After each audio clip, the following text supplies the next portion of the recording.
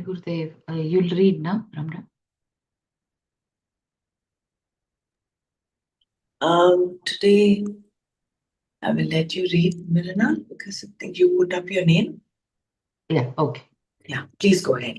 No, but if you are okay, then Um, Gurudev will come. yeah. No. Okay, You get started if you want me to continue. I'll do that after about okay, 10. sure.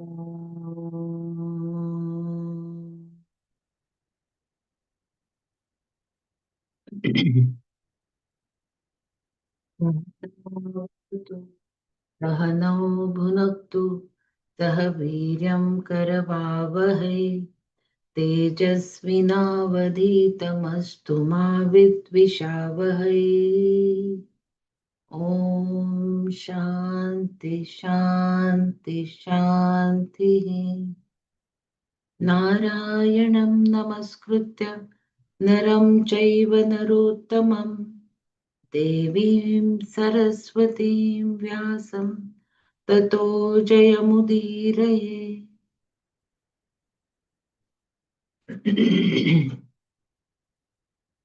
Sorry. I think yesterday we did, but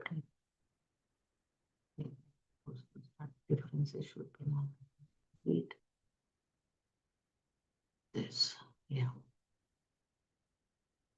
Avoidance of undesirable is also a fulfillment.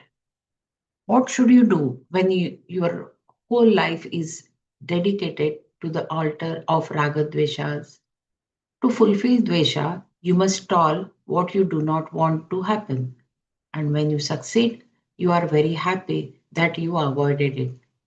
Some people have become great devotees simply by avoiding what could have been a very serious accident. They say that God saved them. When you avoid something unpleasant, it is great relief. People talk as though it is a great accomplishment when really you did not accomplish anything. The incident that could have created a problem for you simply did not happen. Still, you are so relieved that you become a devotee. Why? Because something was avoided. Thus, avoidance is a fulfillment too. we see then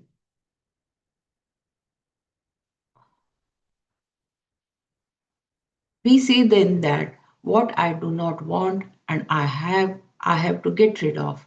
What I want to have, I should have. And what all I already have that is desirable to me has got to be retained. This is Yoga Kshema. This is Raga Dvesha. Therefore, all your activities are nothing but Raga Dveshas. And all your psychological problems are also nothing but Raga Dveshas. Yesterday we talked about it. What else are they? If you had no Raga Dveshas, you would have no problems. Just like in deep sleep. Until you sleep, you may have Raga Dveshas. The pillow may not be comfortable, the room may not be too the room may be too chilly, or you may have hundreds other complaints. But once you have gone to sleep, there are no likes and dislikes. This Ragadvesha argument is simple and complete. Certain things should be kept simple because The more you complicate them, the more problems there are. This applies especially to psychological problems, which are based on one's anxiety to fulfill likes and dislikes, and also on the judgments one makes with preference to their non fulfillment.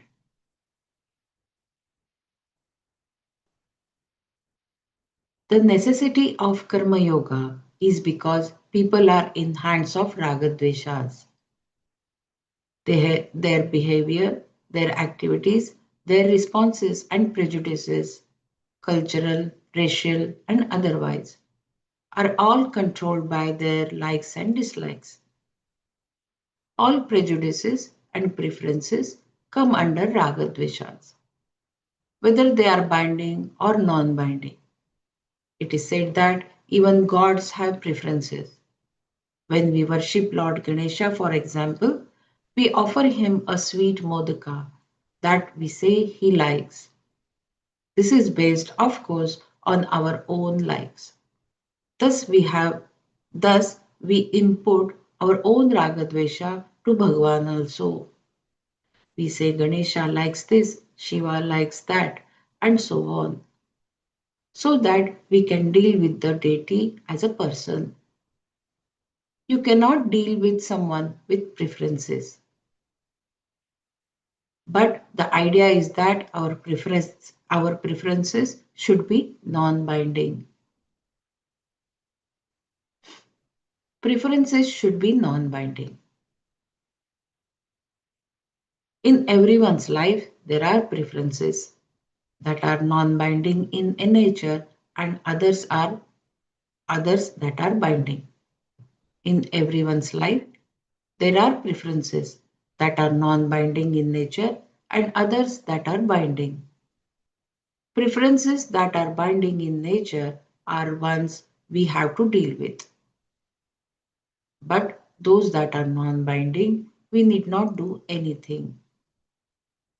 In fact, Gita Shastra does not deal with them at all because they are not a problem. Whenever the Gita talks about raga dveshas, it does so in terms of one's binding likes and dislikes only. So whenever the Gita talks about raga dveshas, it does so in terms of one's binding likes and dislikes only. Even the one teaching, Even the one teaching the Gita, Krishna, the Lord, had preferences. For instance, he always chose the flute. He did not come with the guitar or a veena. We know that he knew what he was talking about, as evidenced by his life. Whether we take him as a wise man or as Ishvara, the Lord, we cannot say that he had raga dveshas, even though he had his preferences.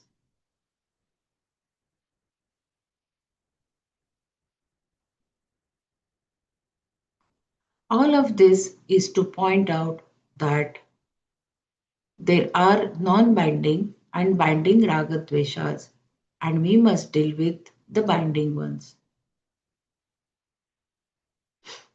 The binding raga dveshas are those whose fulfillment is a must for you and in whose non-fulfillment you feel like a loser, a struggler, a seeker, all empty inside.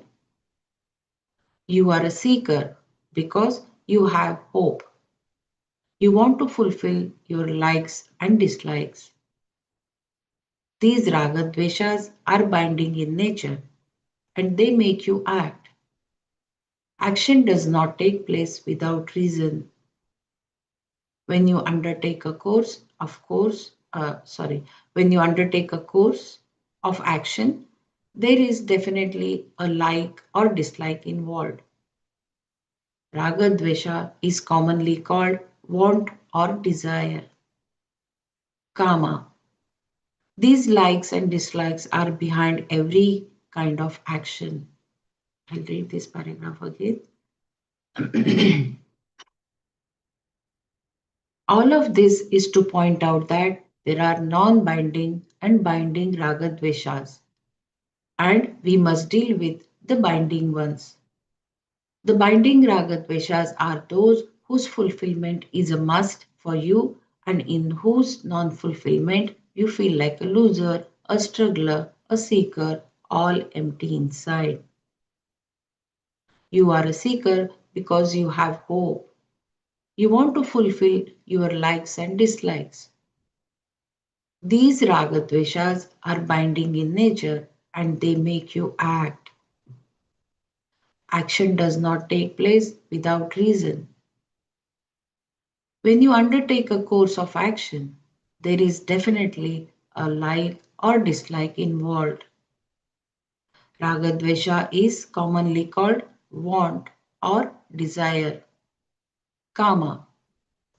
These likes or dislikes are behind every kind of action.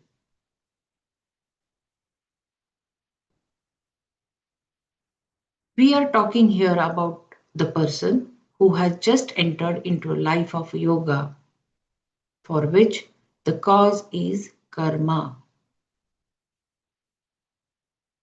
We are talking here about the person who has just entered into a life of yoga, for which the cause is karma. When we say yoga, it is karma yoga, Hmm. right? So from Yeah, now on, whenever the term yoga is mentioned, yeah. in this context, we will have to understand that it is karma yoga. And karma yoga is for, he's not interested in artha kama or even dharma. It is only Moksha. moksha. Yeah.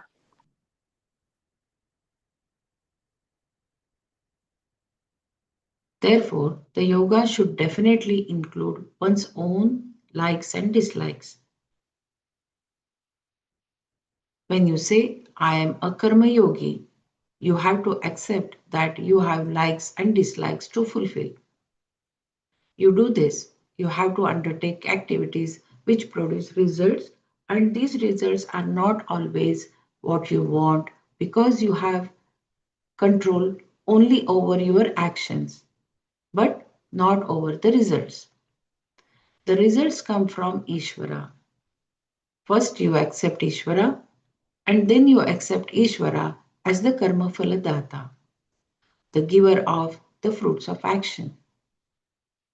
When you do this, you have a purely religious attitude, the attitude of a devotee, a bhakta.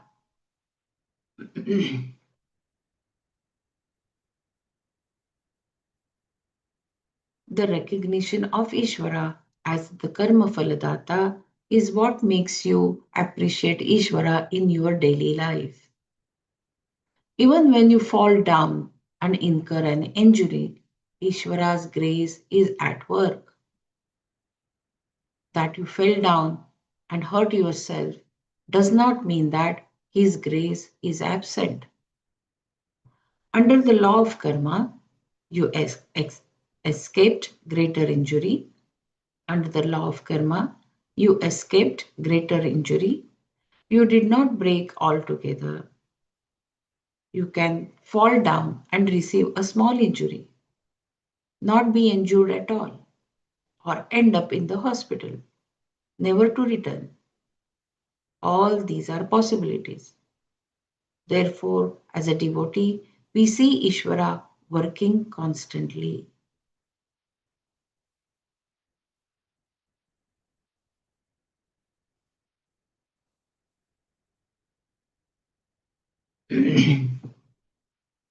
The attitude of bhakta. No matter what the karma phala is, I confront Ishvara. When I open my mouth to talk, when my tongue is able to produce the words that tumble out one after the other, it is all because of Ishvara is at work. Karma I can do, but karma phala is something that takes place because of the laws that are the Lord. Karma I can do, But karma phala is something that takes place because of the laws that are the Lord. So here the laws are also Lord. Therefore, every action producing a result, even a small action like opening and closing the eyelids, is the work of the Lord. In every action, there is an intended result that sometimes happens and sometimes does not. It is all according to the laws. Therefore, as a bhakta, a devotee, I continuously confront Ishvara as I receive my karma phala. Why the word confront is used here? If it is talking about bhakta, confront is uh,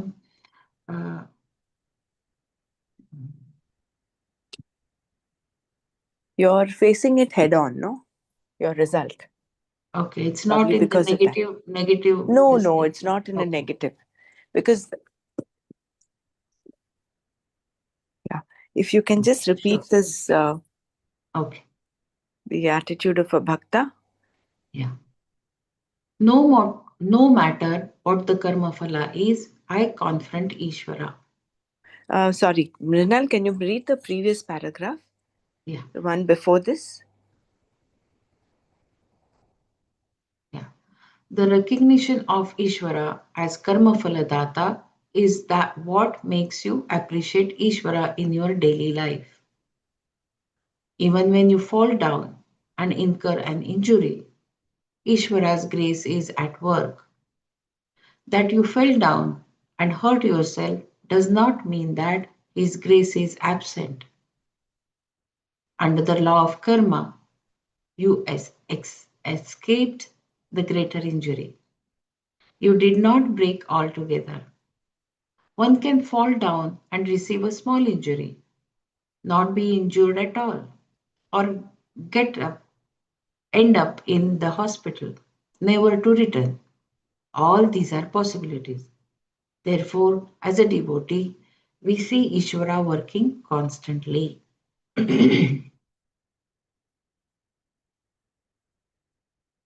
I'm sorry, I'm asking you to read a little before that as well. Oh, okay. What is that religious attitude? Yeah. That was Oh, on the topic of binding, non binding ragadveshas, right? yeah. But only this, or should I go little? No, I think you did repeat binding, non binding. Yeah. We are talking here about the person who's just entered yoga. From there, if you can read. Okay. Thanks. Thanks. We are talking here about a person who has just entered into a life of yoga, for which the cause is karma. So, entering the life of yoga is also the cause is karma only. Because unless there is a karma, there is no yoga. Therefore, the yoga should definitely include one's own likes and dislikes. When you say, I am a karma yogi, you have to accept that you have likes and dislikes to fulfill.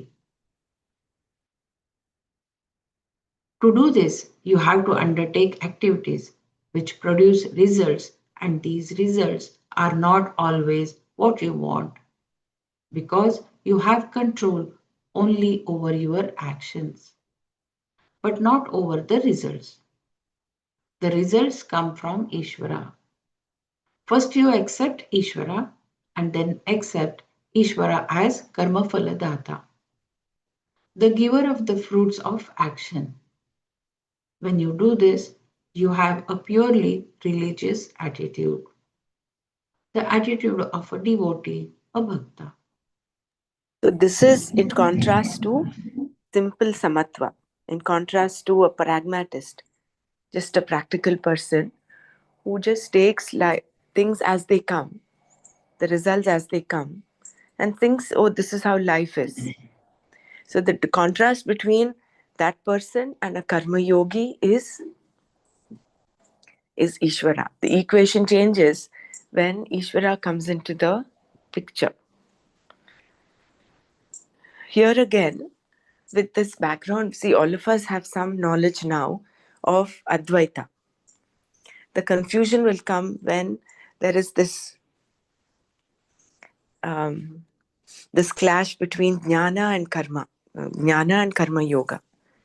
So that is why here, as we rightly pointed out by Swamiji, he's just talking about the person who has just started on the path and is a karma yogi.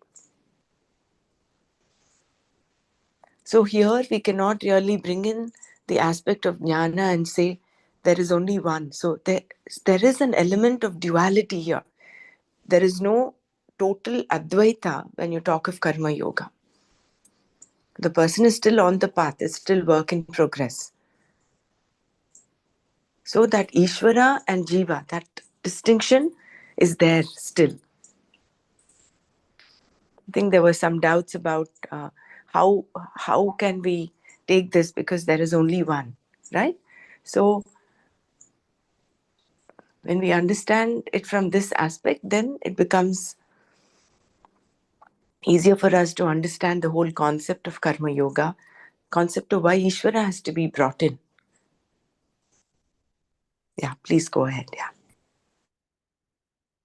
Anyone wants to share or add?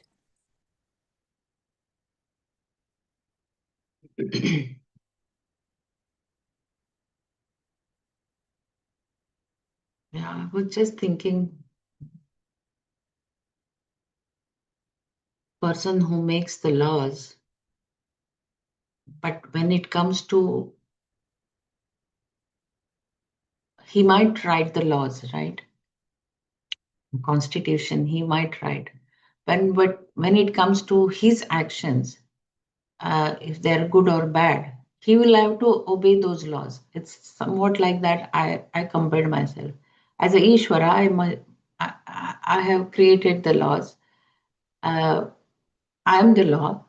But when I come as a Jiva, I have to obey those laws. He will not um, he will have to go through that like a judge. If he might verdict, give the result of some case, but he himself, when he stands in that court as a victim, or he will have to obey those rules, right? I was just comparing that. Sorry, I must have taken it somewhere else. Yeah, these laws are non-negotiable, Hmm. whoever it is. No, you just said na, Karma Yoga and Advaita Yoga. Hmm. I was No, trying to compare in like that.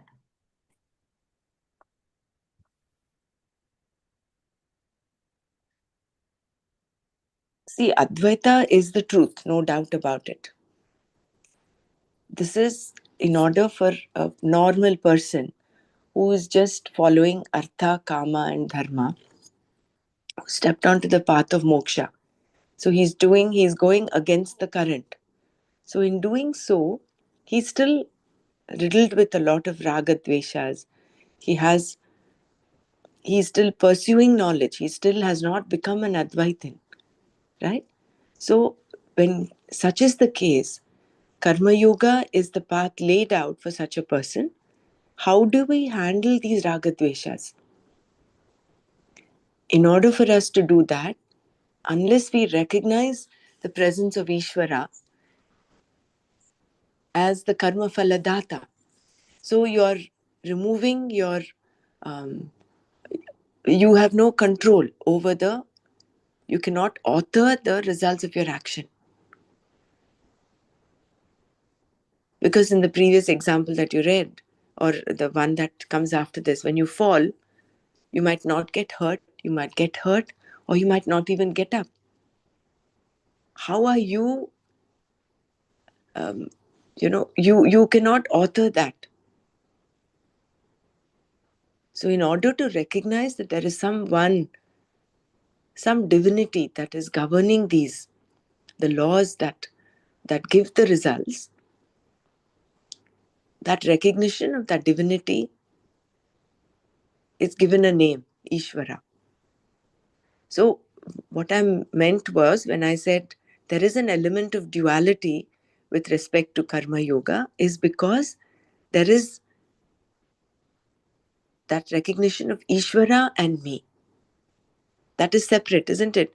If you come from, when you progress on the path to such a level, you become such a, you're pursuing knowledge, and then you reach a state where you don't see a difference.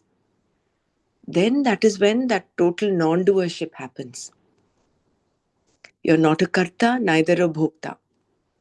But in the beginning, in the initial stages, you are still doing and you're enjoying whatever you're enjoying, or suffering whatever your the results of your action. So the attitude that is being introduced, that of a karma yogi, is to have samatva with respect to the results of your action.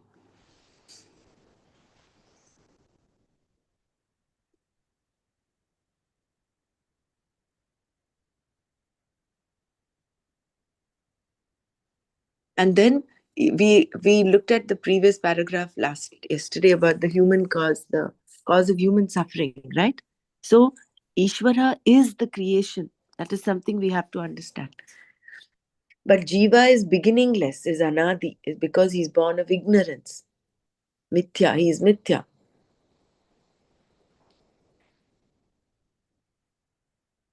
That's the whole illogical aspect of this. It's not logical. It's only a thing to wonder. And we said yesterday, no, how can you say when the first karma started? It's it's pointless because it is beginningless. Maya is beginningless. So that argument will take you round and round. It will reach us nowhere. So given that we understand, okay, here I am here now in this human form. I'm going through suffering. And I know Artha Kama is not what I want. I want something that is totally relieving. I want that freedom. Then this train of thought comes in.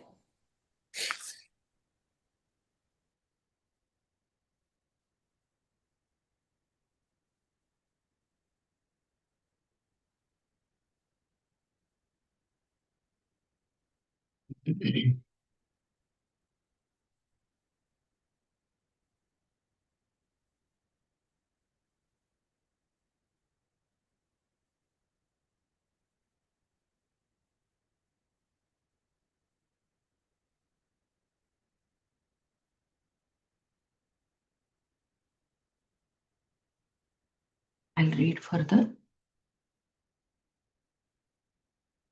Yes, please. Are you able to read, Mrinal? Yeah, yeah. Okay. But if you can, that will be so nice. You want me to read?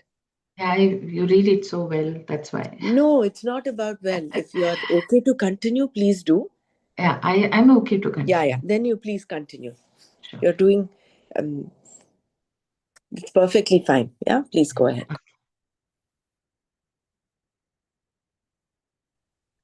No matter what karma phala is, I confront Ishvara. When I open my mouth to talk, when my tongue is able to produce the words that tumble out one after the other, it is all because Ishvara is at work. Ishvara is at work. Karma I can do, but karma phala is something that takes place because of the laws that are the Lord. Therefore, every action producing a result, even a small action like opening and closing the eyelids, is the work of the Lord. In every action, there is an intended result that sometimes happens and sometimes does not. It is all according to the laws. Therefore, as a bhakta, a devotee, I continuously confront Ishvara as I receive my karma phala. Since every result comes from Ishvara, I take it as prasada, a Sanskrit word that does not have an exact English equivalent. The word grace has a somewhat intangible connotation. The word grace has a somewhat intangible connotation. whereas prasada covers both the tangible results and the intangible, the grace, intangible grace. Sorry, I'll read this. The word grace has a somewhat intangible connotation, whereas prasada covers both the tangible results and the intangible, the grace. When I offer a fruit to the Lord, it comes back to me, given to me from the altar. The fruit that comes back is called prasada. For an English word for prasada to exist, the concept must be there, and it is not there.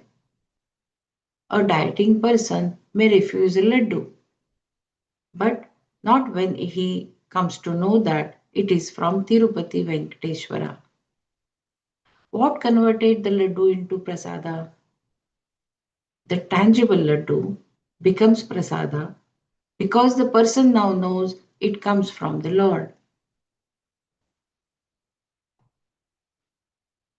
Therefore, what converts a karma phala into a prasada is purely your recognition that it comes from the Lord. It is not just a statement, it is seeing, understanding.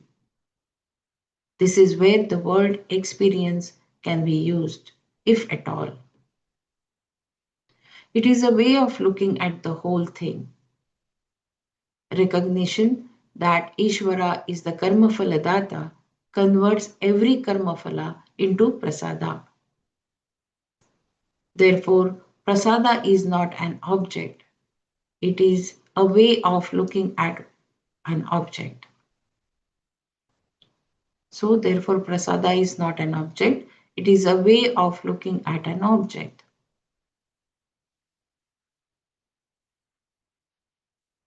Prasada is purely symbolic. If a person with diabetes eats laddus, his blood sugar levels will definitely rise, not because he is eating prasada, but because he is eating laddus. Prasada is an attitude, a way of looking at an object, which itself is born out of understanding that it comes from the Lord. Therefore, prasada can be anything: a fruit, a leaf, a sugar crystal, a laddu, or even a child. Because in India, a child is looked upon as prasada. There are many people who are named a prasad. Anything that comes to you as karma phala, as a gift from the altar of Ishvara, is called prasada, which includes the attitude, which includes the attitudes with which you receive it. Prasada is not received and then cast away disrespectfully. It is received in a certain manner. It is this prasada then that brings about samatva, sameness of mind.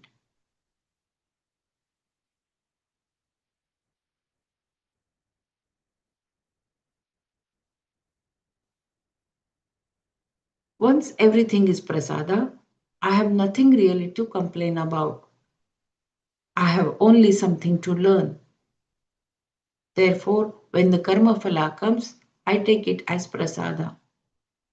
If it is more than what I wanted, I take it as prasada. If it is less than I wanted, it is still a prasada. And if it is exactly what I wanted, opposite to what I wanted, or different from what I wanted, it is all prasada. As every karma phala comes, there is a sameness in your reception of it.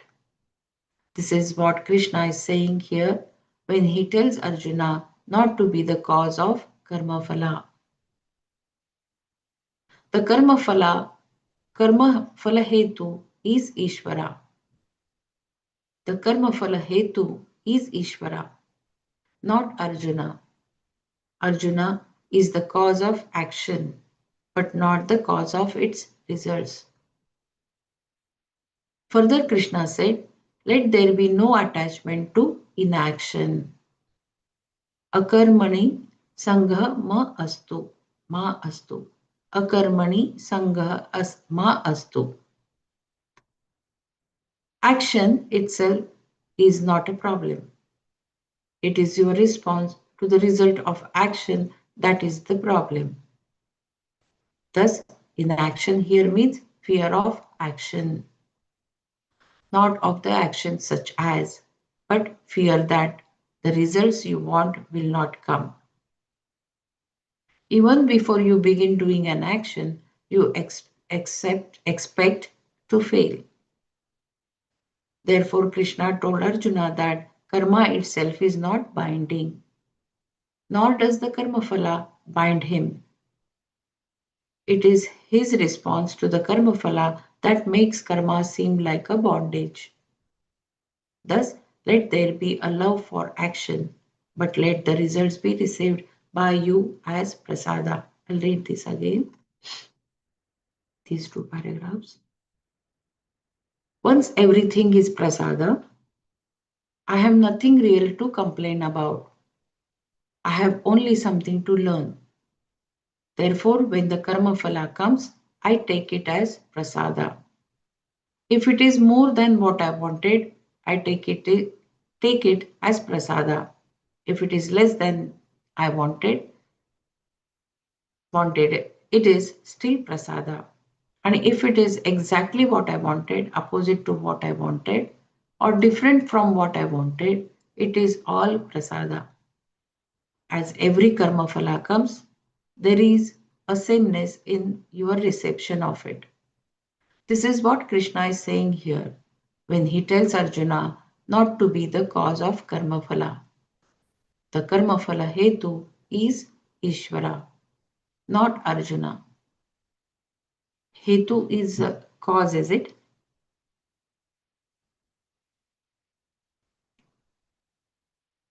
Not Arjuna.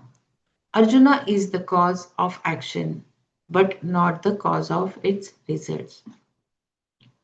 Further, Krishna said, let there be no attachment to inaction.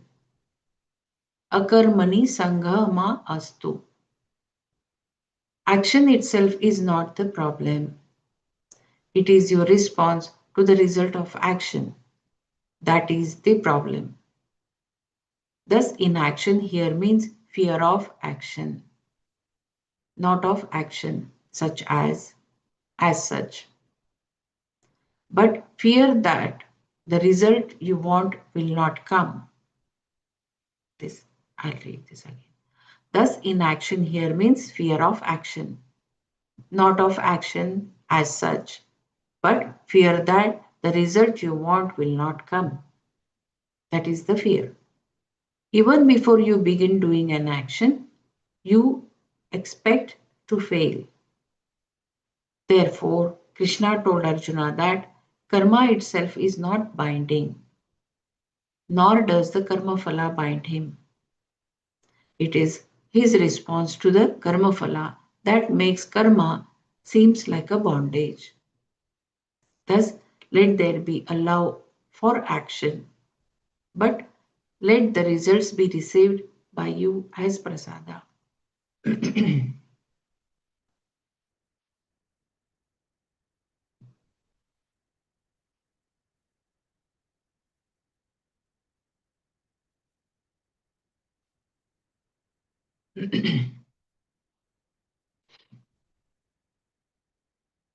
योगस्थः कुरु कर्माणि सङ्गं त्यक्त्वा धनञ्जय सिद्धसिद्ध्यो समो भूत्वा समत्वं योग उच्यते.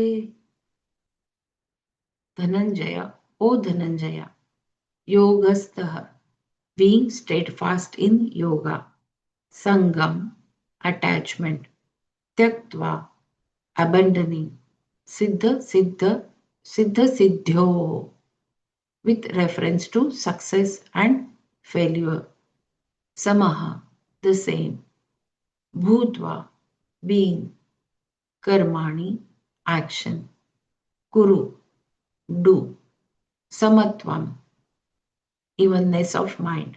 Yoga uchyate is called yoga. Dhananjaya yogastha sangam sangam tyaktva siddha siddhyoho samaha bhutva कर्माणि कुरु samatvam yoga uchyate. Remaining steadfast in yoga, O Dhananjaya, perform actions, abandoning attachment, remaining the same to success and failure alike. This evenness of mind is called yoga. Remaining steadfast in yoga, O Dhananjaya, perform actions, abandoning attachment, remaining the same to success and failure alike. This evenness of mind is called yoga. The recognition in your life that Ishvara is the karma phaladata brings about a certain attitude called samatva. Raga and dvesha are the cause for attachment, sangha, which prompts us to say, this should or should not happen to me. The raga dveshas become asanga with reference to any karma phala that is going to affect you. Then only is it raga dvesha. Sorry, I'm reading. This should or should not happen to me. The raga dveshas become asanga with reference to any karma phala that is going to affect you. Then only is it raga dvesha. Then only is it raga dvesha. Sorry, I'm reading it wrong.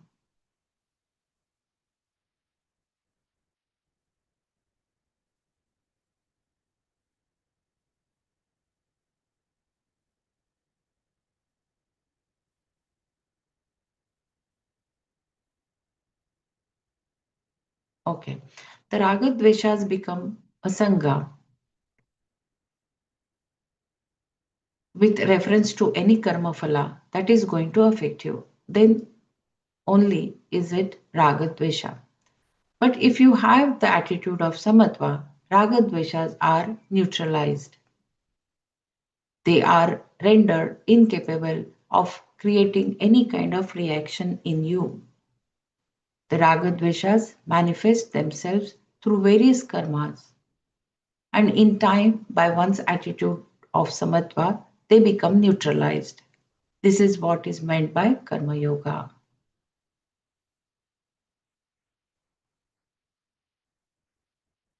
I'll read this paragraph again. Sorry, I'm not reading it right. The recognition in your life that Ishvara is the karma phaladata brings about a certain attitude called samatva. Raga and dvesha are the cause for attachment, sangha, which prompts us to say, this should or should not happen to me. The raga dveshas become a sangha with reference to any karma phala that is going to affect you. Then only is it raga dvesha. But if you have the attitude of samatva, raga dveshas are neutralized. They are rendered incapable of creating any kind of reaction in you. The raga dveshas manifest themselves through various karmas, and in time, by one's attitude of samatva, they become neutralized. This is what is meant by karma yoga.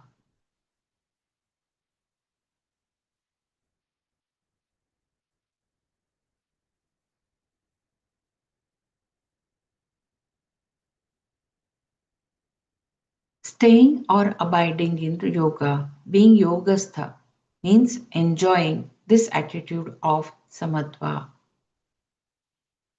So, abiding in yoga, being yogastha, means enjoying this attitude of samatva. This evenness of mind with reference to both success, siddhi, and failure, asiddhi, is called yoga.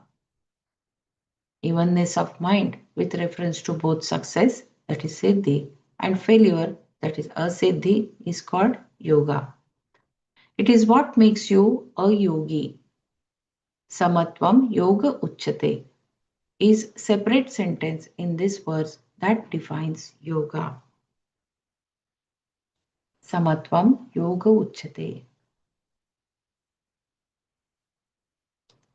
As stated earlier, there are two definitions for karma yoga in this chapter. The first one is this one, samatva, whereas the other one is yoga karmasu kaushalam. Scripturally enjoined karma and the four ashramas. Scripturally enjoined actions, Vaidika karmas, are made up of many rituals.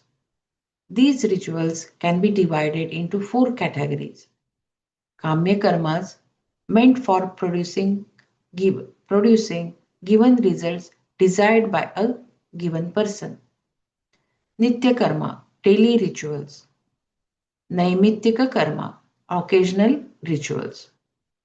Prayashchitta karma, rituals to right any wrong done. Read this again. Scripturally enjoined actions. Vaidika karma are made up of many rituals. These rituals can be divided into four categories.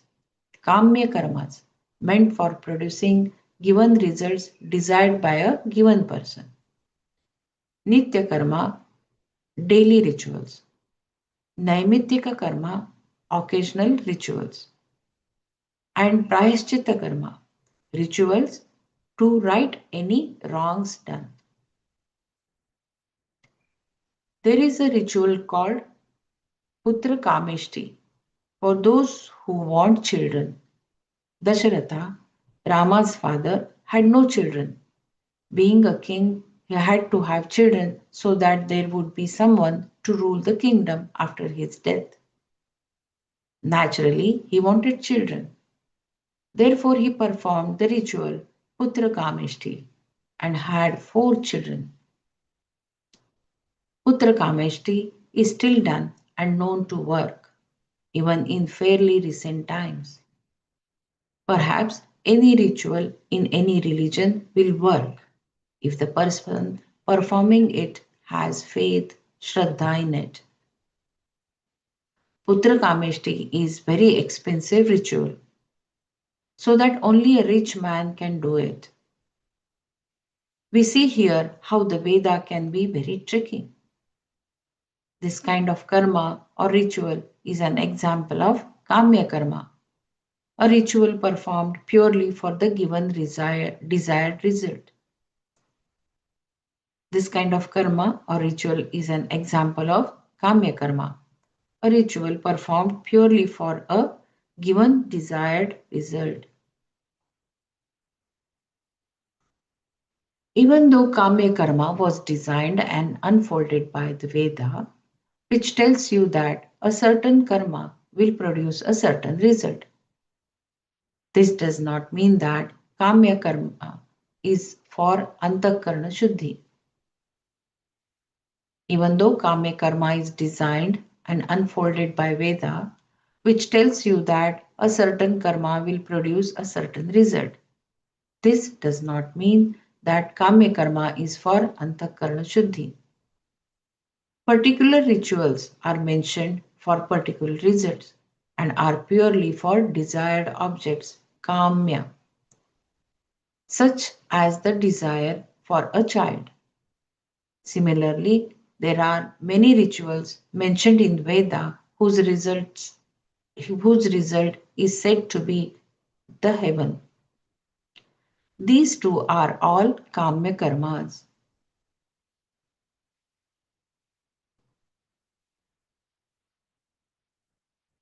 Then there are Nitya karmas and Naimittika karmas, which can be considered together.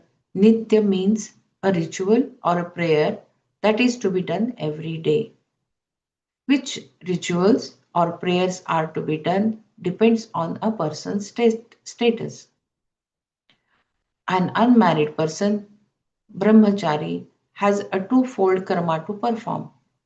The first is a prayer, Sandhya Vandana, enjoined by the Veda to be done 3 times a day, at sunrise, at noon, and at sunset. The second is fire ritual, Samidha Dana, performed once a day in the morning, wherein the prayer is, may I become brilliant, may I learn, may I be a person who has total control over myself. For a married person, called a householder, Grahastha, the Nitya Karmas differ somewhat. Sandhya Vandana continues, whereas Samidha Dana is replaced by Agni Hotra, another fire ritual which is also Nitya Karma. This karma has to be performed twice a day, morning and evening. On the day of marriage, the fire is lit and it is not allowed to die until the person takes sannyasa or dies. If the married person dies before sannyasa, this same fire is used for cremation of the body. Thus, the life of a householder is a dedicated religious life. The person can do anything in between, but these nitya karmas have to be performed every day without fail.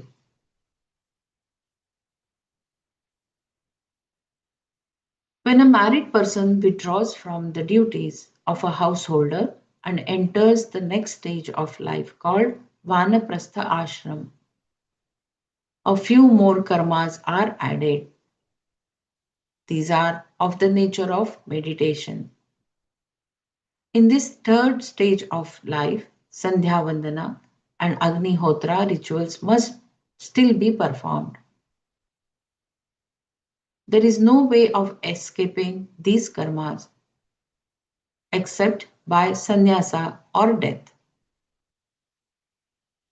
In sannyasa, the vows or commitments, diksha, taken earlier to perform these rituals is given up, and the person is no longer bound to do these karmas.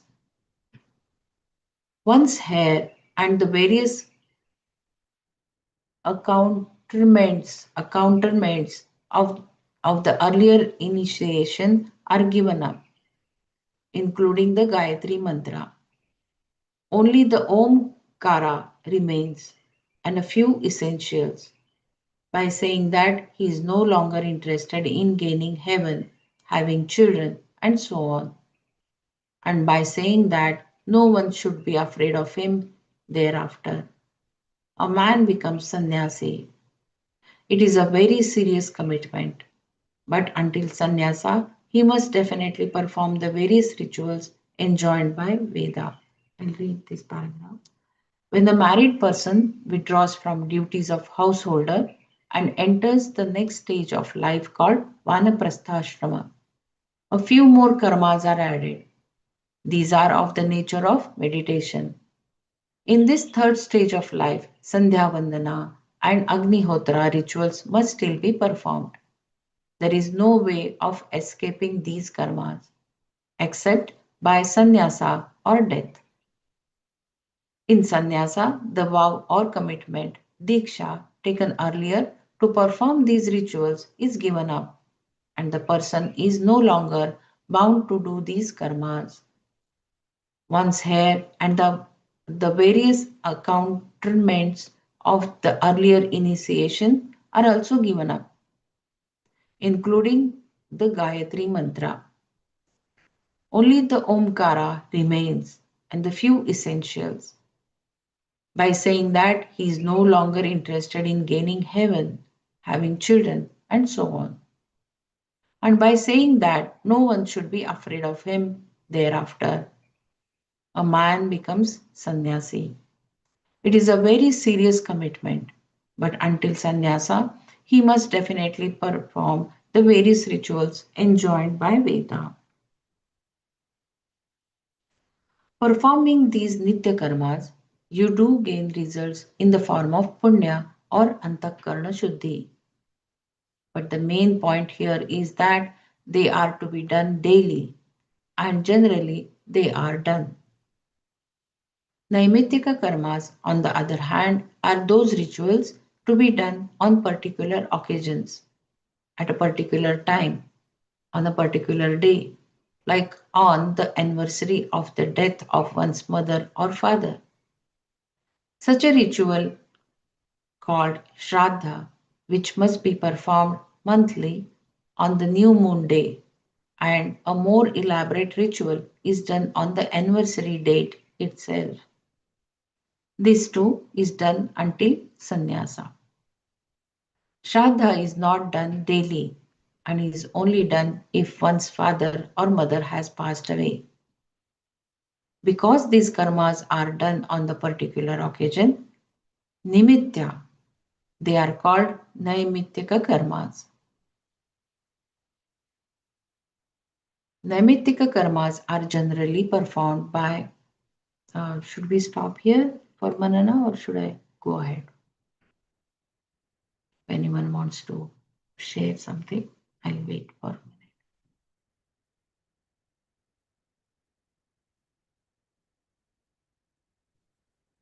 Okay, I'll read further. Naimittika karmas are generally performed by householders, although the Shraddha karma mentioned above is done by everyone except sannyasis. Other Naimittika karmas performed by those householders include the ritual done on the day when a northern and southern solstices begin. Eclipses of the sun and the moon are also recognized in this way. Based on ancient methods of calculation, it has been said that if you think Shastra is false, wait for an eclipse. Finally, karmas that are done to right a wrong, called prayashchitta karmas, are performed when what is not to be done was done, or there was some omission during the performance of any ritual.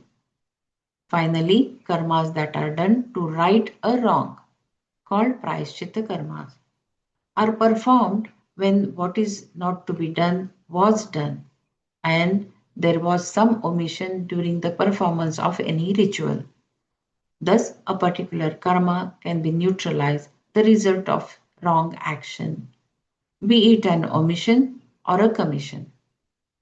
An example of prayashchitta karmas is Chandrayana, wherein you regulate the amount of food you eat for 1 month. Beginning on the full moon day, you take amount of food that you would ordinarily eat. The next day, you cut it down by 1/5. The second day by another 15th, continuing in this way until the new moon day, during which you eat nothing at all. Then you begin again on the first day after the new moon, on the Prathama, by taking 1/15th, then 2/15ths on the second day, adding increments of 1/15th portion each day until the full moon day. Then, when again you eat as before, during this entire period, certain rituals are performed. Prayashchitta karma then is the fourth type of karma, a karma of atonement.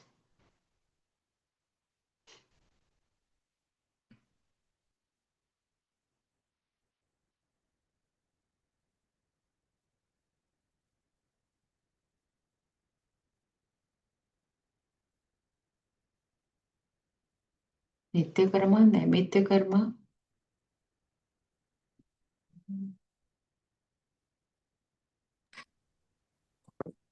We have Kamya Karma, Nitya Karma, Naimitika Karma, and Prayashchitta Karma. But before we talk about this, the previous shloka, the last one, Ma Akarmani Ma Asangaha Astu. So many times, even before we set out to do an action, we assume that the result we're going to fail. What I wanted to share was just a small thing. Many of us here are art of living teachers, I think, right? So there may be an attitude of saying, You know, there are so many art of living teachers who are inactive, so to say, not announcing a course because they think, probably, I'm not saying that is the reason, probably, oh, I may not get participants. I will not be able to do a course. I'm not sure what might be the thought process inside. But then, even before the result, we have assumed that no, it is not going to happen, right? So, there we are attached, unconsciously, we're getting attached to inaction. I just thought I'll share this. It may not be relevant to everyone, but then it is. It's for us to see where all are we attached to inaction. Whenever there is something to be done, it is to be done.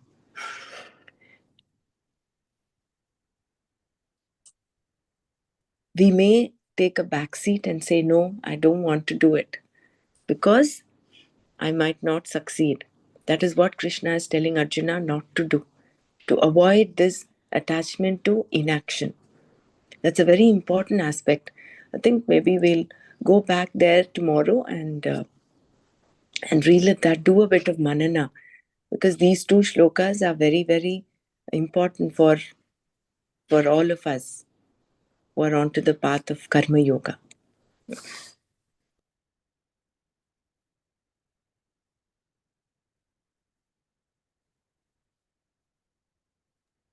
Didi, how much importance or a weightage should we give to a family member who, like, if we want to do the action, not regarding the course, in general, I'm asking, like some action, but there is a resistance from the family, you know?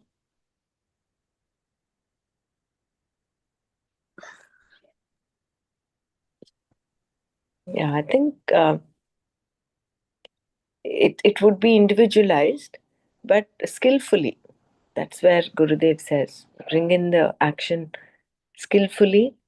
And if you are convinced that that is good, go ahead and do it, because not everyone has come with the same prarabdha karma. Each one is living his or her prarabdha karma. Yeah. It's a matter of balance again. And that Yeah. balance, each of us has to individually, there's no one rule that fits all, no, here. Individually, situation to situation, we will have to take a call. This question is often asked, and Gurudev says it's like riding a bicycle. If you're going too much to one side, you bring yourself back. Yeah. Thank you. It's an inner call that the answer would come from, I think, within. Percy G might be able to Yes. add. I would just say that uh, my doing the course, my wife took about 5 years later to do the course. And in between, there was so much of turmoil at home. They thought I would go away to the ashram, my father and my wife. So they ganged up together. But it's like Gurudev said that you keep on giving unconditional love with total vairagya. I couldn't even understand that statement at that point of time. I was just a volunteer. Then he told me to read Narad Bhakti Sutras. And okay, those were days when he would tell everybody to read Ashtavakra, but specifically for me, it was Narad Bhakti Sutras. And I understood because when I became a teacher, my first courses were like every month I was taking a jail course. And what kind of, like, when you have met with that resistance, you could deal with it with the inmates, like how much of patience you require with them. 5 years I had that kind of patience. And that too, she went and did the course not with me, but with my friend. And my father did it with me during Silver Jubilee.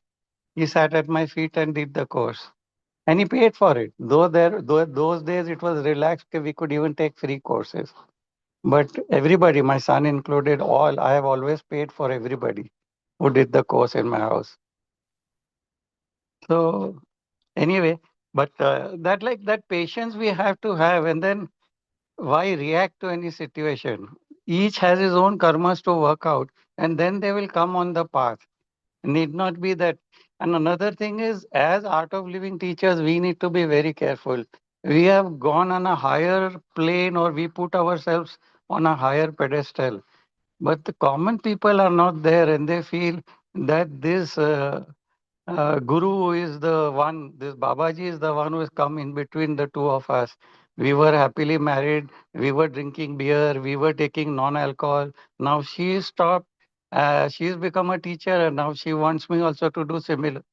Why should I not have on a weekend a glass of beer? Why should I give up non-veg? All his thought process, and he feels that Gurudev is the cause for the split between the two, the thought processes and all, and they are not seeing eye to eye. You know, so where are we reaching in our? I mean, if in my family anybody were to sit next to me and eat non-veg, it would make no difference to me. I have been a veg since last 40 years now. It doesn't make a damn difference to me. But other people, whatever they want to do, they have to work out their karmas, na? So, I mean, just be patient, and as they say, finally it is all becoming one with everybody. Giving love, being contented with what you have. You have taken a ticket in the railway compartment, you cannot change your berth. You are stuck with the people throughout your destination. This is what you have. So be compassionate towards them, have contentment.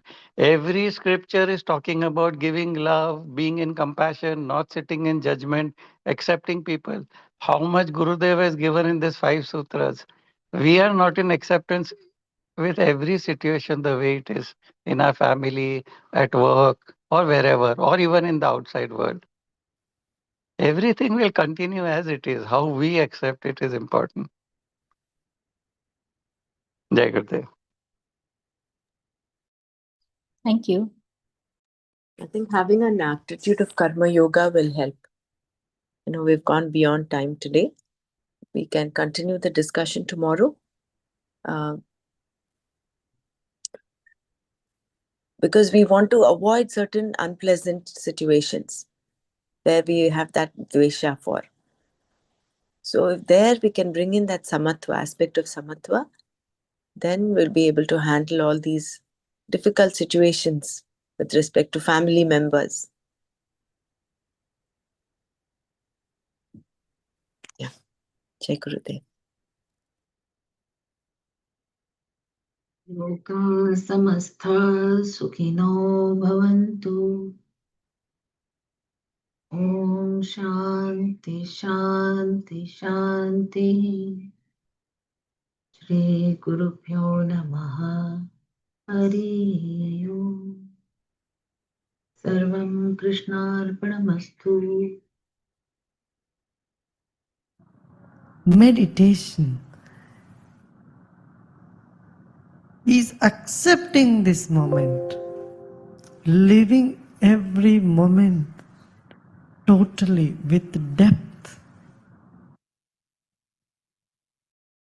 Let us keep our spine erect and body relaxed and eyes closed. Relax your shoulders. Keep a big smile on your face.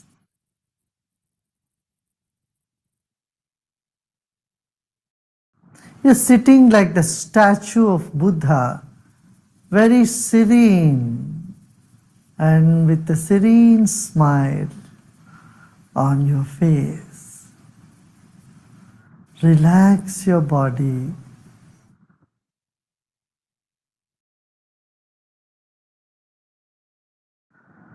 Let's take a deep breath in and breathe out. Become aware of your chest region, throat and chest region. If you notice some tension in the body, just let it be. Accept those parts of the body where you feel a tension. The other parts are in comfort. Other parts are at peace. Become aware of that also.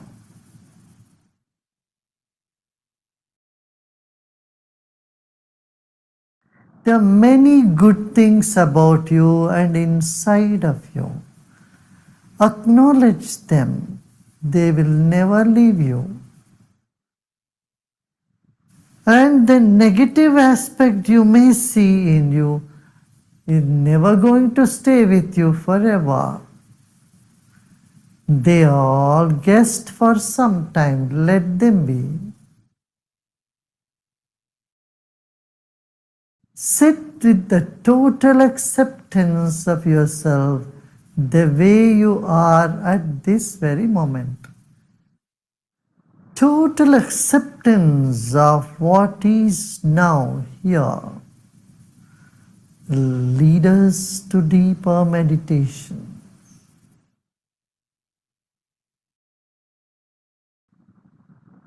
Let go of all the effort.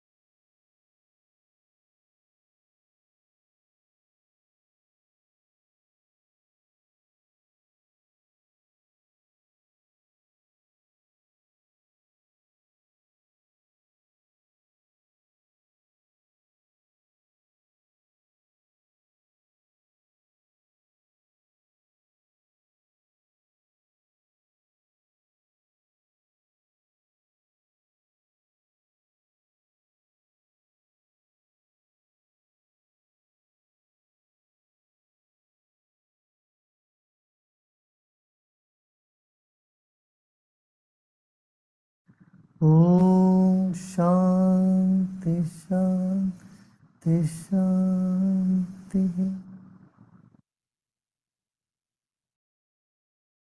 Let go of all your effort and be in this emptiness.